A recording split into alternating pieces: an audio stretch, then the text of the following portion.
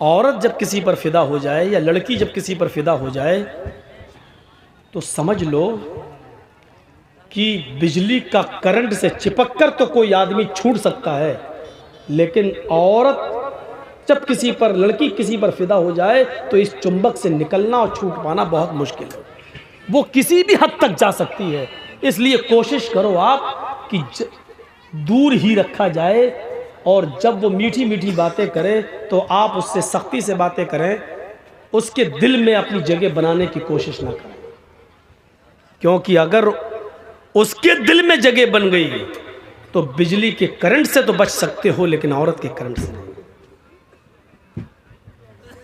मशवरा दे रहा हूं आपको, हंसिएगा नहीं। वो तो मुझे मालूम है कि यहां से जाने के बाद फिर वही मोबाइल मुंह में लगा के करोगे, आई लव यू डार्लिंग कैसी हो, वो तो करोगे, वो हमें मालूम है। ये हंसने की बात नहीं, मैं जानता हूं ये करना है तुम्हें। जमाना आज, हमारा मुआशरा आज इस बुराई में मुलव्वस हो चुका है, और हम समझ रहे हैं कि हम लड़की को चूम रहे हैं। अबे उल्लू के पट्टे, लड़की को नहीं, तू 50 ग्राम के डब्बे को चूम रहा है, प्लास्टिक को चूम रहा है, तू लड़की को नहीं चूम रहा है। ये तेरे दिमाग में शैतान ने जो खोपड़ी में भर दिया लड़की, अब वो भी कर रही है, वो भी कर रही है उधर से, लेकिन वो भी पागल है। और प्यार नाम है, जुनून नाम है, इसी का नाम तो जुनून है, पागलपन है। डब्बे को चूमने वाला भी समझ रहा है मैं लड़की को चूम रहा हूं। हजरत उस्मान गनी रज़ियल्लाहु ताला अन्हु इस हदीस के रावी हैं, और ये हदीस सुनन नसई के सफ़हात पर मिलेगी। ये हदीस आपको सुनन नसई के सफ़हात पर मिलेगी। नबी अकरम सल्लल्लाहु अलैहि वसल्लम के दामाद ज़ुन्नूरैन हजरत रुक़य्या और उम्मे कुलसूम के शौहर हजरत उस्मान गनी हदीस के रावी हैं। फरमाते हैं कि एक बहुत बड़ा आबिद था, एक बहुत बड़ा इबादत गुजार था, बहुत नेक आदमी, और उस नेक आदमी के ऊपर उसके इलाके की एक औरत फिदा हो गई। औरत जब किसी पर फिदा हो जाए या लड़की जब किसी पर फिदा हो जाए तो समझ लो कि बिजली का करंट से चिपक कर तो कोई आदमी छूट सकता है, लेकिन औरत जब किसी पर, लड़की किसी पर फिदा हो जाए तो इस चुंबक से निकलना और छूट पाना बहुत मुश्किल है। वो किसी भी हद तक जा सकती है। इसलिए कोशिश करो आप कि दूर ही रखा जाए, और जब वो मीठी मीठी बातें करे तो आप उससे सख्ती से बातें करें, उसके दिल में अपनी जगह बनाने की कोशिश ना करें, क्योंकि अगर उसके दिल में जगह बन गई तो बिजली के करंट से तो बच सकते हो, लेकिन औरत के करंट से नहीं। मशवरा दे रहा हूं आपको, हंसिएगा नहीं। वो तो मुझे मालूम है कि यहां से जाने के बाद फिर वही मोबाइल मुंह में लगा के करोगे, आई लव यू डार्लिंग कैसी हो, वो तो करोगे, वो हमें मालूम है। ये हंसने की बात नहीं, मैं जानता हूं ये करना है तुम्हें। जमाना आज, हमारा मुआशरा आज इस बुराई में मुलव्वस हो चुका है, और हम समझ रहे हैं कि हम लड़की को चूम रहे हैं। अबे उल्लू के पट्टे, लड़की को नहीं, तू 50 ग्राम के डब्बे को चूम रहा है, प्लास्टिक को चूम रहा है, तू लड़की को नहीं चूम रहा है। ये तेरे दिमाग में शैतान ने जो खोपड़ी में भर दिया लड़की, अब वो भी कर रही है, वो भी कर रही है उधर से, लेकिन वो भी पागल है। और प्यार नाम है, जुनून नाम है, इसी का नाम तो जुनून है, पागलपन है। डब्बे को चूमने वाला भी समझ रहा है मैं लड़की को चूम रहा हूं, वो तो तुम्हें करना है। ये उस्मान गनी बहुत बड़ा आबिद, नेक, परहेजगार, बुजुर्ग। बुजुर्ग का मतलब ये नहीं बुढ़ा, बुजुर्ग का मतलब इल्म में, अमल में बुजुर्ग, नेक आदमी, और उसके इलाके की एक औरत इसके ऊपर फिदा हो गई। उस औरत ने अपनी लौंडी के जरिए उस आदमी को बुलवाया, इबादत गुजार को बुलवाया, और कहा कि तुम्हें मेरी मालिकन, हमारी जो मालिका है वो तुम्हें बुला रही है, एक मामले में तुम्हारी गवाही चाहिए। जिस मामले की मैं गवाही चाहती है उसमें तुम गवाह थे, तुम वहां मौजूद थे, कोई मामला रहा होगा उसकी गवाही चाहिए। ये बेचारा नेक आदमी था, इसने सोचा अगर मेरी गवाही से अगर किसी की जान बच जाए या मेरी गवाही से कोई मामला हल हो जाए तो इसमें बुराई क्या है, जबकि मैं अगर गवाह रहा हूँगा तो सच्ची गवाही दूंगा। ये सोच कर ये चल दिया, ये सोच कर चल दिया। जैसी उस औरत का घर आया, लौंडी ने दरवाज़ा खोला, ये दरवाजे में घुस गया। इस लौंडी ने कहा मैं बाहर जा रही हूँ। इसके बाद एक दरवाजा और आएगा, उस दरवाजे को भी खोल देना, अंदर से वो दरवाजा खुला है। फिर उसके बाद एक और दरवाजा आएगा, उस दरवाजे को भी खोल देना। 3 दरवाजों को खोलने के बाद चौथे दरवाजे को खोलोगे तो उस कमरे में हमारी मालिकन तुम्हें मिलेगी। ये साहब धड़ल्ले से चले जा रहे हैं। अल्लाह मेरी गवाही से अगर कोई मामला बन जाए तो इससे अच्छी नेकी क्या हो सकती है। पहला दरवाज़ा एंट्री की, दूसरे दरवाजे में एंट्री की, तीसरे कमरे में एंट्री की और चौथे कमरे में हुस्न जमाल की मलिका बैठी हुई है, निहायत खूबसूरत औरत बैठी हुई है। क्या बात। ये हजरत वहां पहुंचते हैं, क्या देखते हैं कि उस औरत के पास एक खूबसूरत बच्चा भी है। खूबसूरत एक बच्चा, छोटा सा बच्चा है, और एक तरफ प्याला रखा हुआ है और उस प्याले के अंदर शराब रखी हुई है। नौजवानों सुनो सुनो, इस खूबसूरत औरत ने इस नेक इबादत गुजार आदमी से कहा, मैंने तुम्हें किसी गवाही के लिए नहीं बुलाया है, मैंने तुम्हें सिर्फ इसलिए बुलाया है कि तुम मेरे साथ इस कमरे के अंदर चलो और मेरे साथ जिना करो, मेरे साथ वो काम करो जो एक मर्द अपनी बीवी के साथ करता है। तुम्हें मेरे जिस्म से खेलना है, आओ मैं तुम्हें लिफ्ट देती हूँ, मैं तुम्हें उस कमरे में ले चलती हूँ। इस बुजुर्ग ने कहा अल्लाह से डरो, ये तुम क्या हरकत लेकर बैठ गई हो, क्या कारनामा अंजाम देने जा रही हो। उस औरत ने कहा आए बुजुर्ग, आए मोहतरम, आए इबादत गुजार, तुम यहां से जा नहीं सकते हो, अब तुम्हारे निकलने का कोई रास्ता नहीं है। मैं चीखूंगी, चिल्लाऊंगी, तुम्हारी इबादत का भंडा फूट जाएगा, लोग ये समझेंगे कि दुनिया वालों की नज़र में बड़ा इबादत गुजार बनता था, और हाल ये है कि अकेले 3 कमरे क्रॉस करके चौथे कमरे तक भी पहुंच गया है। तुम्हारी इज्जत दांव पे लगी हुई है। इंसान की एक बार इज्जत चली जाए तो वो मरना पसंद कर लेता है, जलील होकर रहना पसंद नहीं करता। सुनो, या तो मेरे साथ जिना करो, और अगर जिना नहीं कर सकते हो तो दूसरा काम ये कि ये छोटा बच्चा है, ये चाकू मैं तुम्हें देती हूँ, इस छुरी से इस बच्चे को कत्ल कर दो। इस बच्चे ने मेरा क्या बिगाड़ा।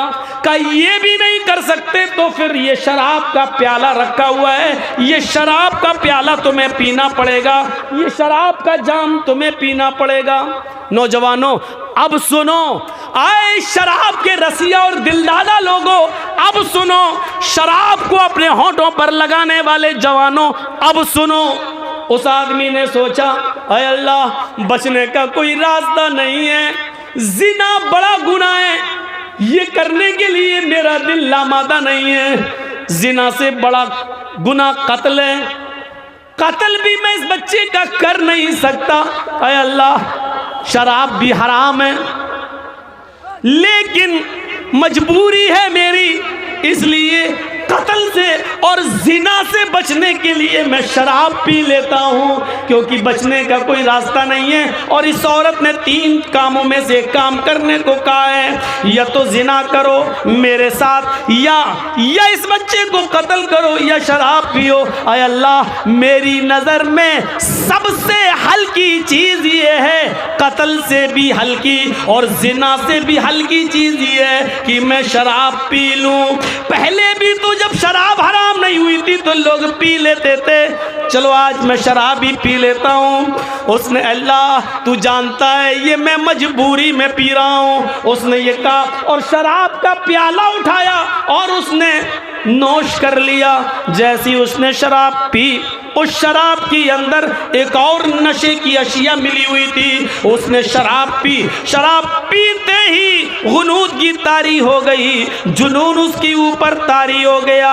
उस शराब के नशे ने इसकी अकल जायल कर दी। उस औरत ने इसको छुरी दी और कहा, अब तुम्हें चिंता किस चीज की है, इस बच्चे को भी कत्ल कर दो। अकल काम नहीं कर रही है, शराब पी चुका है। शराबी आदमी तो अपनी माँ, अपनी बहन के सामने गंदी गंदी गालियां देता है। जब शराब पीकर घर में घुसता है तो बीवी को बीवी नहीं, माँ को माँ नहीं, बहन को बहन नहीं, बेटी को बेटी नहीं समझता। अभी इस बच्चे को बच्चा नहीं समझता है, छुरी उठाता है और उसने उस छुरी से उस बच्चे को भी काट दिया, उस बच्चे की गर्दन भी अलग कर दी, उसका भी कत्ल कर दिया। शराब के नशे में चूर था। उस औरत ने परफ्यूम लगा रखी थी। इस औरत ने फौरन इस आदमी को अपनी तरफ खींचा और अपने कपड़े उतार कर शराबी के भी कपड़े उतार दिए और शराब के नशे में इस आदमी ने उस औरत के साथ जिना भी कर लिया। मेरे प्यारे साथियों, इसके बाद क्या हुआ वो मेरी मौजू का हिस्सा नहीं है, बस ये बताना मेरा जरूरी था कि उसने शराब को हल्के में ले लिया और शराब पी ली, लेकिन अभी तक वो एक गुनाह नहीं करना चाहता था। लेकिन शराब के नशे में जब आया तो वो जिना भी कर लिया, शराब के नशे में जब आया तो उसने कत्ल भी कर दिया, शराब का और शराब भी पी ली, यानी एक गुनाह उससे करवाया जा रहा था लेकिन वो नहीं किया। लेकिन जब शराब पी लिया तो वो तीनों की तीनों गुनाह कर बैठा। मेरे भाइयों, अब आओ जनाबे मोहम्मदुर रसूलुल्लाह के उस फरमान पर जो आपने कभी फरमाया था, उम्मुल खबाइस, ये शराब तो तमाम गंदगियों की जड़ है, तमाम बुरी चीजों की जड़ है। इस आदमी को शराब ने कातिल भी बना दिया, शराब ने इसको जिनाकार भी बना दिया और शराब पी लिया था। मेरे प्यारे साथियों, ये शराब ऐसी चीज है जो अकल को खत्म कर देती है, बुजुर्गों का अदब व एहतराम निकाल देती है, मजहब को गाली देने पर मजबूर कर देती है। शराब वो नशा है जो इंसान को अल्लाह की प्यारी किताब कुरान को भी जमीन पर पटकने पर मजबूर कर देती है। इसलिए कि शराब जब अकल को खत्म कर देती है तो फिर इंसान ये नहीं देखता कि ये अल्लाह का कलाम है, ये कुरान है या क्या है। वो नमाजियों को भी गाली देता है, वो माँ को भी गाली देता है, वो बहन को भी गाली देता है, वो बेटी को भी गाली देता है। इसी किस्म का एक वाकया एक सहाबी के साथ पेश आया। हुर्मत शराब से पहले उन्होंने भी शराब पी रखी थी। जब शराब का नशा चढ़ा तो वो शराब के नशे में अपनी बीवी और बेटी में फर्क नहीं कर सके और अपनी बेटी को बीवी समझकर पकड़ लिया। फिर वो अंदर कमरे में ले जाने लगे। बेटी चीखी, अम्मी मुझे बचाओ। माँ ने बेटी की चीखती हुई आवाज सुनी, दौड़ती हुई आई। क्या देखती है कि मेरा हस्बैंड, मेरा शौहर मेरी बेटी को खींच कर कमरे में ले जा रहा है। वो गुस्से में आती है, अपनी बेटी का हाथ अपने शौहर के हाथ से छुड़ाती है, शौहर को धक्का देती है, कमरे में बंद कर देती है और अपनी बेटी को अपने शौहर के नाजायज हमले से बचाती है। काफी देर के बाद जब नशा उतरा तो सहाबी ने अपनी बीवी को खूब मारा। जब मार मार के थक गया तो बीवी बोली, अगर मार मार कर थक गए और अगर थके ना हो और कुछ और हसरत बाकी रह गई हो तो मैं 2 लकड़ी और ले आती हूँ, लीजिए और पीट पीट कर मुझे मार डालो। कहने लगा शौहर, मेरी बीवी तुम जानती हो कि मैं तुमसे कितना प्यार करता हूँ, लेकिन इसके बावजूद तुमने मुझे कमरे में बंद कर दिया। बीवी रोती हुई कहती है, प्यार की नौटंकी आज मत करो, तुमने आज शराब पी रखी थी। शौहर कहता, बीवी शराब तो मैं रोजाना पीता हूँ। कहा हाँ जानती हूँ, लेकिन एक लिमिट में, एक दायरे में पीते थे, लेकिन आज तुमने कुछ ज्यादा पी रखी थी। अरे कभी कम कभी ज्यादा, ये तो हो ही जाता है। आज ज्यादा पी ली तो किया। बीवी कहती नहीं, आज कुछ ज्यादा ही पी ली, इतनी पी ली कि बीवी और बेटी में फर्क नहीं कर सके। मेरे शौहर अब अपनी बेटी के मासूम चेहरे की तरफ देखूं, उसकी चीख, उसकी पुकार अगर मेरे कानों तक न जाती तो आप उसकी इज्जत से खेल चुके होते, आप उसकी इज्जत से खिलवाड़ कर चुके होते, अपने हाथों से अपनी बेटी की इज्जत लूट चुके होते। क्या कह रही हो मेरी बीवी? हाँ, नजर आसमान पर गई। अय अल्लाह, ये दिन सुनने से पहले तूने मुझे उठा क्यों न लिया? ये दिन, ये जुमला सुनने से पहले ये जमीन क्यों नहीं फट गई? मैं इस जमीन के अंदर क्यों नहीं समा गया? अय अल्लाह, अब कौन सा चेहरा लेकर मैं अपनी बेटी के सामने जाऊं? कौन सी शक्ल लेकर मैं अपनी बेटी के सामने आऊं? अय अल्लाह, काश ये जमीन फट जाती, मैं इस जमीन के अंदर चला जाता। लेकिन आज मैं वो कसम खाता हूं और आज मैं इकरार करता हूं, आय अल्लाह तू गवाह रहना, आय अल्लाह तू गवाह रहना, आय अल्लाह तू गवाह रहना, आय मेरी बीवी, मेरी गवाही पर तू भी गवाह रहना। आय अल्लाह, आज के बाद कसम खाता हूं मैं तेरे इज्जत व जलाल की, तेरी किबरियाई की, आज के बाद मैं शराब को हाथ नहीं लगाऊंगा, कभी जिंदगी में शराब नहीं पीऊंगा। जब हराम नहीं हुई तो एक नुकसान देखा, बेटी का हाथ पकड़ा, अकल खत्म हो गई, बीवी, बेटी को बीवी समझ लिया। एक मर्तबा ऐसा हुआ और शराब अभी हराम नहीं हुई, लेकिन फिर भी उस सहाबी ने हमेशा जिंदगी भर शराब को छोड़ने की कसम खा ली और अल्लाह की कसम खा के कहा कि मैं आज के बाद शराब को हाथ नहीं लगाऊंगा। नौजवानों, जब शराब हराम नहीं हुई तो लोग कसम खा लिया करते थे कि अब शराब को हाथ नहीं लगाऊंगा। आज तुम कैसे पी लेते हो? तुम्हारे ज़मीर कैसे गवारा कर लेते हैं? तुम्हारा दिल कैसे तस्लीम कर लेता है? तुम्हारा दिल इसको कैसे कबूल कर लेता है? तुम्हारी ज़बान शराब के कतरे को कैसे उसका जायका चख लेती है? तुम्हें नामूसे रिसालत का ज़रा भी ख्याल नहीं आता।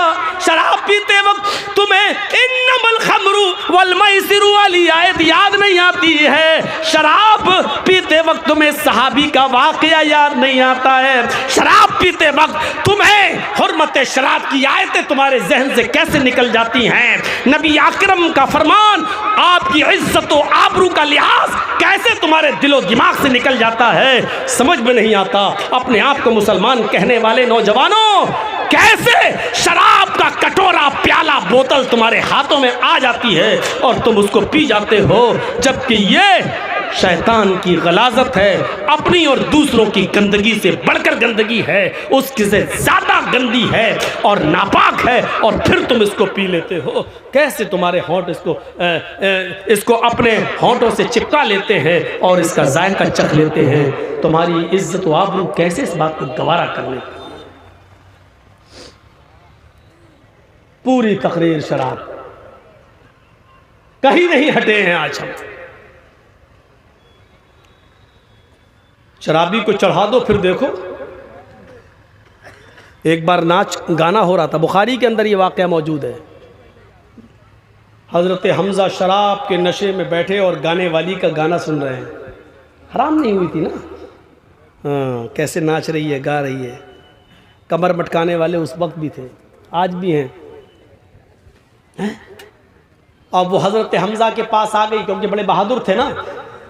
आकर कहती है, हज़रत अली की ऊँटनी वहीं घूम रही थी, बड़ी खूबसूरत ऊँटनी थी हज़रत अली की। अब वो चाहती थी कि इस ऊँटनी की कलेजी हमें मिल जाए,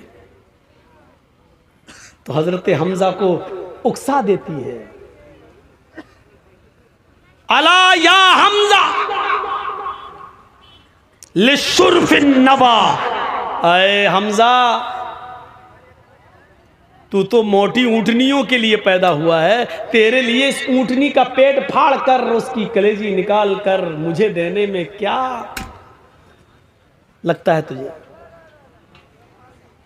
शराब के नशे में धुत थे, अकल जा चुकी थी। हाँ, अच्छा, बड़ी खुश है, चलो इसको ऊँटनी की कलेजी चाहिए, दे देता हूँ। बढ़े, खंजर लिया, हज़रत अली की ऊँटनी को मारा, कलेजा निकाला, लेके आए, ले जा। इधर हज़रत अली को पता चला मेरी ऊँटनी का पेट फाड़ दिया, मर गई। कहा, ये क्या किया आपने मेरी ऊँटनी के साथ? शराब के नशे में थे, उल्टा सीधा बोलने लगे। हज़रत अली भागते हुए अल्लाह के नबी के पास आए, अल्लाह के रसूल, हज़रत अली ने तो, हज़रत हमज़ा ने तो मेरी ऊँटनी का पेट फाड़ दिया, देखो शराब के नशे में क्या क्या बोल रहे हैं। अल्लाह के रसूल उनके साथ गए, चलो। जैसे ही चले फरमाया, चचा ये क्या किया, इतनी पीली, फर्क नहीं कर पाए ये ऊँटनी किसकी है। एक नाचने और गाने वाली को आपने हजरत अली का ऊँट फाड़कर, ऊँटनी फाड़कर उसका कलेजा दे दिया।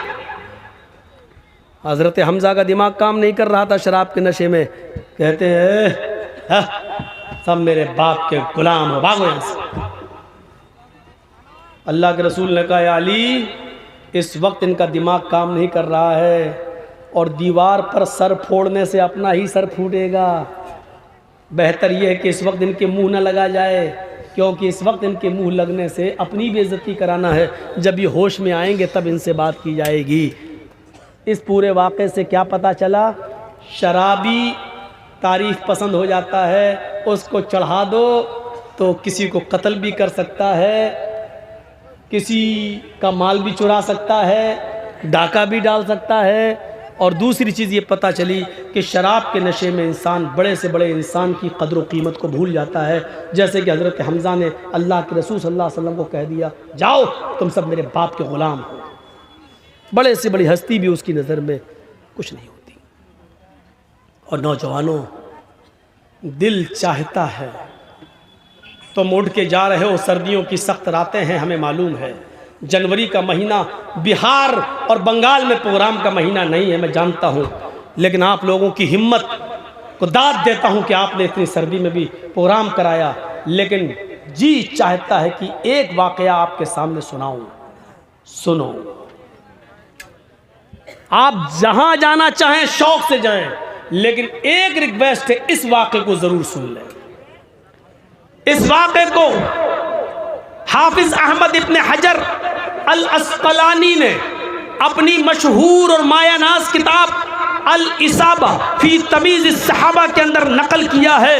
इस वाक़े को सुनने के बाद आपको महसूस होगा कि शराब पीने वाले की इज्जत क्या है, शराब पीने वाला कितना मनहूस है, शराब पीने वाले के लिए अल्लाह के नबी के सहाबा ने उसके लिए क्या हद मुतय्यन की है। इस वाक़े से आपको अंदाज़ा लग जाएगा। इस वाक़े को सुनिए। अल्लाह के नबी ने जब शराब की हुर्मत का ऐलान कर दिया, उसके बाद आप 4-5 साल मदीने में रहे, शराब हराम हो गई। 4-5 साल मदीने में रहे, अल्लाह के नबी इस दुनिया से चल बसे। अब सुनिए, अल्लाह के नबी के इंतकाल के बाद कौन खलीफा बना? अबू बकर सिद्दीक। हज़रत अबू बकर सिद्दीक भी 2 साल खलीफा रहे और उनका भी इंतकाल हो गया। अब खलीफा कौन बना? हज़रत उमर फ़ारूक। हज़रत उमर फ़ारूक भी अपनी ज़िंदगी के 4 साल गुजार चुके, 10 साल खलीफा रहे, 4-5 साल का ज़माना इनका भी गुजर गया। अब समझ लो, जो लोग अल्लाह के नबी के ज़माने में ज़िंदा थे, हज़रत उमर फ़ारूक के ज़माने तक वो कितने बूढ़े हो चुके होंगे। इसमें एक बूढ़ा सहाबी और उसका नाम है कुदामा इब्न मज़ून। यहीं बैठ के इतनी जुरत, सुनिए, एक बूढ़ा सहाबी। नौजवानों, तुम्हारी इबरत के लिए ये वाकया, एक बूढ़ा सहाबी, उम्र कोई 75-80 साल के करीब, 50 बीमारी में मुलव्वस हो चुके हैं, अपने बेटों से कहते हैं कि मुझे उठाओ। उनका बेटा सहारा देता, तब वो मस्जिद में नमाज पढ़ने आते। उनका बेटा जब उनको लाठी पकड़ के लाता, तब वो बेचारे घर के अंदर आते। कुदामा इब्न मज़ऊन को 50 बीमारियों ने घेर रखा है, लेकिन अज़ान के वक्त मस्जिद में जाते, नमाज पढ़ के मस्जिद से निकलते, अपने घर आ जाते। एक रात उनकी तबीयत में काफी